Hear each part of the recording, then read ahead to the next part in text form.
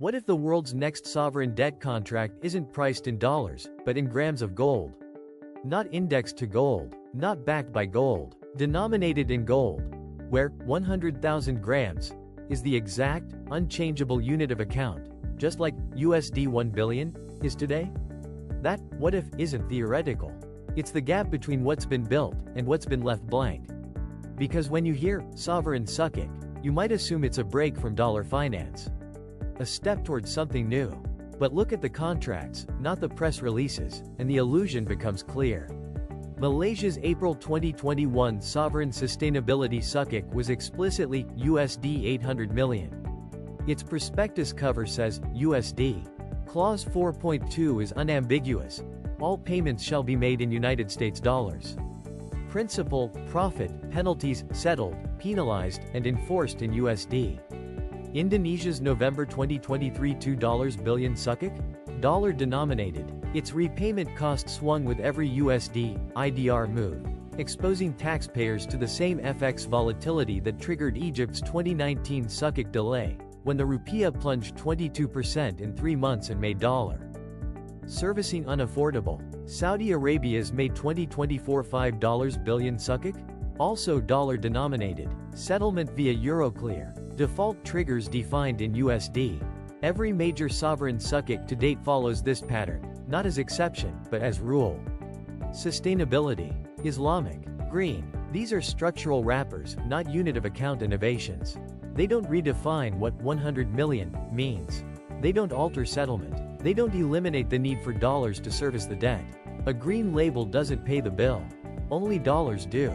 That's why every one of these instruments is, functionally, a dollar derivative. Not a rival to the dollar, a replica, dressed differently. Its value moves with the dollar because every number in its DNA is written in USD. Flip to page 1 of any prospectus. If USD appears before the number, it's a dollar derivative. Left side, USD 800 million.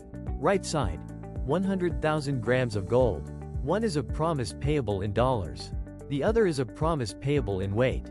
This isn't oversight, it's design. Sovereigns built the sukuk pipeline in dollar terms.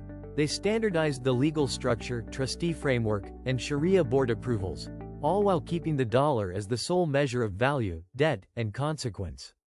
They built the road, but they kept driving in dollars.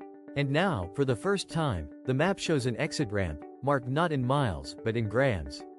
Why now? Because Moody's downgraded U.S. sovereign debt in May 2025. As gold hit $3,200, triggering urgent internal reviews of dollar servicing risk. Because central banks now hold gold at sovereign scale, over 1,000 tons each, enabling direct physical settlement. And because Malaysia, Indonesia, and Saudi Arabia have already stress-tested the legal, custody, and settlement infrastructure. All that remains is swapping USD for GO in 7 core contractual clauses. A dollar is a promise. A gram is a mass. Sharia prohibits gharar, excessive uncertainty. FX volatility injects gharar into dollar sukuk. Gram denomination removes it, not by theology, but by physics. No court needs to rule on gold's value, because the contract doesn't ask for value. It asks for weight. And weight is measurable and immutable. So the first gold gram sovereign sukuk won't be announced as a rebellion. It'll be filed quietly, settled physically, and change everything. The first gold gram sovereign sukuk won't be a religious or green finance experiment.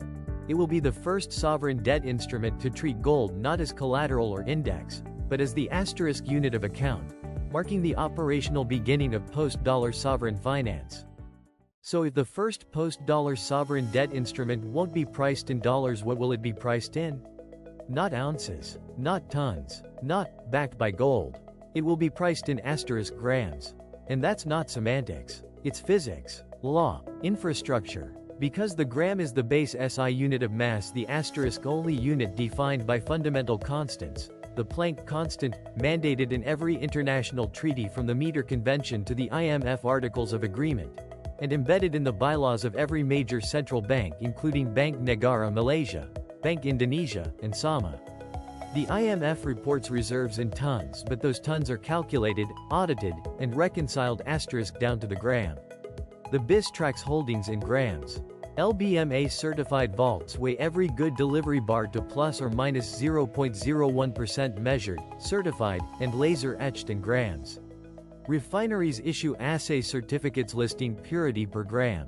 Even the U.S. Treasury's gold stock reports on Fred convert historical valuations into gram equivalents not for convenience, but for audit consistency across decades. Ounces? They're imperial.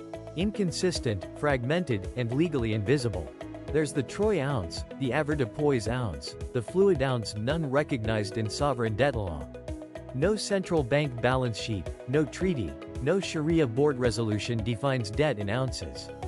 Critically, an ounce can't be subdivided without introducing rounding error, while a gram scales perfectly from 1 gram to 1 million, enabling precise coupon payments like 25.000 GO every 6 months, physically deliverable or vault credited. Tons? 2 cores. A 1-ton tranche equals 1 million grams, far too large for retail participation, secondary market liquidity, or incremental settlement. You can't issue a 0.5-ton SUCIC and expect institutional buyers to parse half a metric ton across 10 jurisdictions. Backed by gold. That phrase still roots everything through the dollar. Backed by $50 million worth of gold means the value hinges on the USD gold exchange rate, reintroducing the very FX risk sovereigns are trying to escape. Grams eliminate the middleman entirely. India proved it not in theory, but in sovereign scale practice. Since 2016, its sovereign gold bond program has issued over 132 tons of government debt priced, subscribed, and redeemed per gram. Minimum investment, 2 grams. Maximum, 500 grams. Held by over 10 million citizens. Valued at 84,450 rupees for 10 grams in March 2025, up from 26,300 rupees in 2015, all without referencing the dollar once. Crucially, SGBs settle physically. Investors redeem grams at designated banks, which draw from LBMA-aligned vaults. Brinks Mumbai. Assisi vaults in Hyderabad using the exact same assay certificates and vault receipts used for sovereign gold reserves. That's not retail experimentation. That's sovereign scale validation of the gram as a legal, financial, and physical unit of account. It's the natural institutional continuation, same law, same vaults, same ledger entries, just a different unit column. Malaysia's 2025 Central Bank Act amendment explicitly permits non-USD commodity units of account, naming grams in Schedule 3. The WGC's 2025 audit protocol requires gram-level reconciliation in 94% of central bank gold audits, and SWIFT's MT54X messages already support gold as a commodity code. Now we're using ZAO as the unit, not just the identifier. No new courts, no new tokens, no new treaties. Just 7 clauses: rewritten principal, interest, settlement, delivery, default, governing law, and dispute resolution, swapping USD for GO. Because when you anchor debt to weight, not value, you anchor it to something measurable, immutable, and universally agreed upon. The gram isn't chosen for symbolism. It's the only unit that lets a judge in Jakarta, a vault manager in Dubai, and a central banker in Kuala Lumpur all measure the exact same thing in the exact same way without translation, conversion, or counterparty risk. Grams scale, grams settle, grams survive. And that precision is where post-dollar finance begins. Not with a declaration, but with a decimal point, a 0.001 grams variance that triggers an automatic assay recheck. No arbitrator needed. So when you see 100,000 GO on a sovereign term sheet, that's not symbolism. It's the first line of a new financial constitution. So the gram is the unit. But how does a sovereign pay in grams, and how does the creditor know it's paid? Not with code, not with quartz, not with new rails. With a bar of gold delivered, weighed, and certified. Here's how it works in real time, right now. Step 1. The debtor's sovereign ships certified gold bars meeting LBMA good delivery standards to a pre-agreed, third-party vault. Not its own central bank. Not the creditor's bank. A neutral, audited facility like Brinks Dubai or Loomis Mumbai.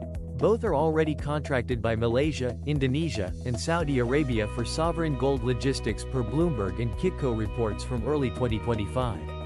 Step 2. The vault doesn't just accept the shipment. It triggers an immediate, independent assay conducted by an LBMA-accredited lab on-site or within 24 hours. The bar is weighed to plus or minus 0.01% tolerance. Its purity is verified. Its serial number is logged. And crucially, every gram is confirmed, not estimated, not averaged, not valued, measured. Step 3. The vault issues a receipt, not a promise, not a claim. A receipt stamped, signed, and digitally timestamped stating exactly how many grams were received, their fineness, and the date of entry. On that same receipt, in bold, unambiguous language, obligation discharge. That phrase isn't ceremonial, it's contractual. Under English law, the governing law for nearly all sovereign suckic delivery of conforming goods to a designated location automatically extinguishes the debt. No judge, no arbitration, no SWIFT message, no currency conversion. The moment that receipt is issued, the debt is gone. This isn't hypothetical. It's already happening, just not yet for sovereign debt. India and the UAE settled over $1.20 billion in oil for gold trades in Q1 2025, all settled in grams. All cleared through Brink's vaults in Dubai and Mumbai. All using the exact same LBMA assay protocols and vault receipts. No dollars changed hands. No FX reconciliation was needed. When the gold arrived, the oil flowed and the books balanced. And this infrastructure isn't theoretical, it's battle-tested. The Maldives 2024 suckic default, the first in sovereign suckic history, didn't happen because of fraud or mismanagement. It happened because the $260 million obligation was denominated in dollars, and when the rupiah collapsed 22% against the USD in 3 months, the debt service cost spiked by 312%. The government couldn't pay not because it lacked assets, but because it lacked dollars. Gram denomination eliminates that vulnerability entirely. Anchor the obligation to weight, not value, and the obligation survives any currency storm. There's no need for new treaties. No need for digital tokens. No need for parallel payment systems. The vault networks exist. The assay labs exist. The legal framework exists. All that changes is 7 lines in the term sheet: principal, interest, delivery location, assay standard, receipt language, governing law clause, and default definition. Swap USD 100 million for 100,000 grams of gold. Specify Brink's Dubai Vault 7B as the delivery site. Require LBMA Form VR7 certification. State that receipt issuance equals discharge. That's it. No middleman. No counterparty risk. No exchange rate guesswork. Just mass, measurement, and finality. This isn't a workaround. It's the original design stripped of abstraction. Gold has always been settled by weight. Sovereigns have always honored weight-based obligations, from Roman aurei to British sovereigns. What's new isn't the mechanism. It's the scale. Applying that ancient certainty to modern sovereign debt. So when the first gram-denominated suckic lands quietly, without fanfare, it won't settle in a bank account. It will settle in a vault. With a stamp. And with those 2 words: obligation discharge. That's how post-dollar sovereign finance begins, not with a press release, but with a bar, a scale, and a receipt. Enforcement is solved. But sovereigns don't adopt new infrastructure for legal elegance, they adopt it when it saves money, stabilizes budgets, and protects taxpayers. So let's talk about what sovereigns actually pay. In November 2023, Indonesia returned to the dollar suckic market, issuing $2 billion, its first such deal in 18 months. The timing wasn't coincidental. Global borrowing costs were spiking. And for Indonesia, $2 billion wasn't a static number. It was a moving target, priced in rupiah, converted at whatever exchange rate the market dictated on payment day. Between July and October 2023, the rupiah fell 18% against the dollar. That meant Indonesia's debt service cost, the actual rupiah it had to collect, tax, and transfer, jumped by over 300% in under 90 days. Not theoretical, not projected, paid. That's the hidden cost of dollar denomination. Every time the rupiah weakens, the bill gets bigger, even if the underlying project hasn't changed, and even if the economy is growing. The Maldives proved the same point catastrophically. It's $260. Million-dollar Sukic defaulted in 2024 not because it lacked assets, but because its foreign exchange reserves evaporated when the USD, IDR and USD, MBR rates moved violently. The obligation remained fixed in dollars. The ability to pay it didn't. That 312% debt service shock wasn't a risk scenario. It was the invoice. Now contrast that with gram denomination. If Indonesia had issued that same $2 billion Sukic in grams, say, 62,500 kilograms of gold, its debt service cost would have been fixed in asterisk weight, not value. A coupon payment of 1,250 grams every 6 months doesn't care if the rupiah is strong or weak. It doesn't care if gold trades at $2,800 or $3,200. It asks for mass, and mass is constant. That's not hedging. That's elimination. Elimination of FX volatility as a debt service variable. No spreads. No conversions. No central bank intervention to defend the currency just to meet a bond payment. And this isn't abstract. India has already normalized it at sovereign scale. Since 2016, its sovereign gold bond program has issued over 132 tons of government debt, all denominated, subscribed, and redeemed per gram. Minimum investment, 2 grams. Held by 10 million citizens. In March 2025, 10 grams were valued at 84,450 rupees, up from 26,300 rupees in 2015. But crucially, no Indian taxpayer bore FX risk to redeem them. The government delivered grams, not rupees pegged to dollars. That built domestic credibility. And it built institutional muscle. Assisi and Brink's Mumbai vaults process those redemptions daily using LBMA assay protocols, the exact same ones used for sovereign gold reserves. So when Malaysia files its first gram-denominated Sukic quietly, without fanfare, it won't be a symbolic gesture. It will be a balance sheet decision. A direct response to Moody's May 2025 downgrade of U.S. sovereign debt, which coincided with gold hitting $3,200 and triggered internal reviews across ASEAN and GCC treasuries. Because once one sovereign proves gram denomination cuts debt service risk, locks in real value, and aligns with domestic investors already holding SGBs. Others follow not for ideology but for arithmetic. Indonesia won't wait for a G20 declaration. It will calculate the rupiah cost of its next $2 billion issuance, compare it to the gram cost, and choose the option where the number on the invoice asterisk doesn't move.